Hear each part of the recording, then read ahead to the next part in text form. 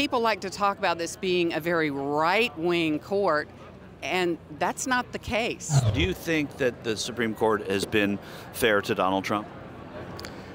I think so. I think that, especially a lot of the key issues in this election, abortion, I think the immunity issue, all of that's been really good. I think that that's important. You cannot treat our presidents like this, and you can't treat, posterity to recover the sins of the past. I mean, that's it. You've got to move on from where we're at. Supreme Court didn't make the right decisions. Let the states decide how do you want to run it.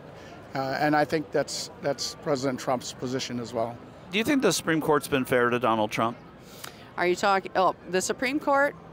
I think that I trust the Supreme Court to make judgments according to the law.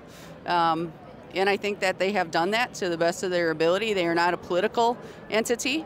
And that's what's great about America. We have the separation of powers. So, does it feel more like they're a political entity than they've ever been? No, it does not. We see split decisions with different people going different ways, and I don't feel that way. Do you think these judges owe anything to the presidents, these justices, to the presidents who appoint them?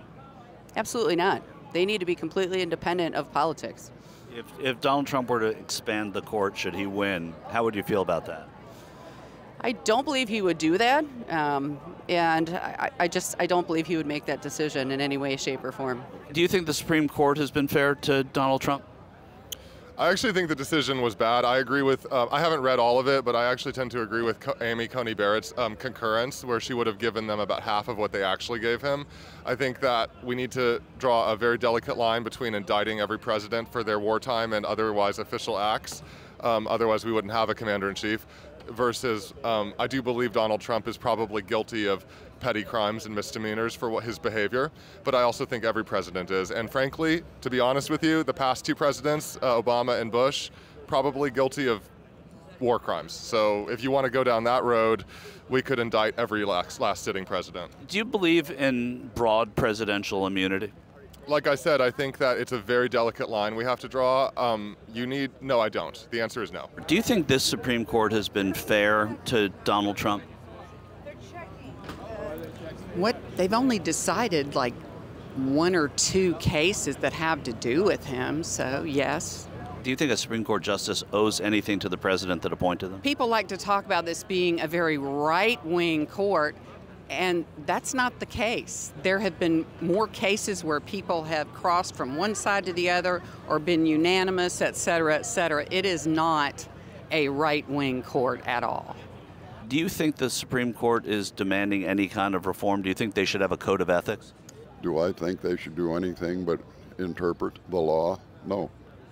But if, for example, one justice took plane rides on a donor's dime, does that bother you at all? No, because if you follow the law, it makes no difference.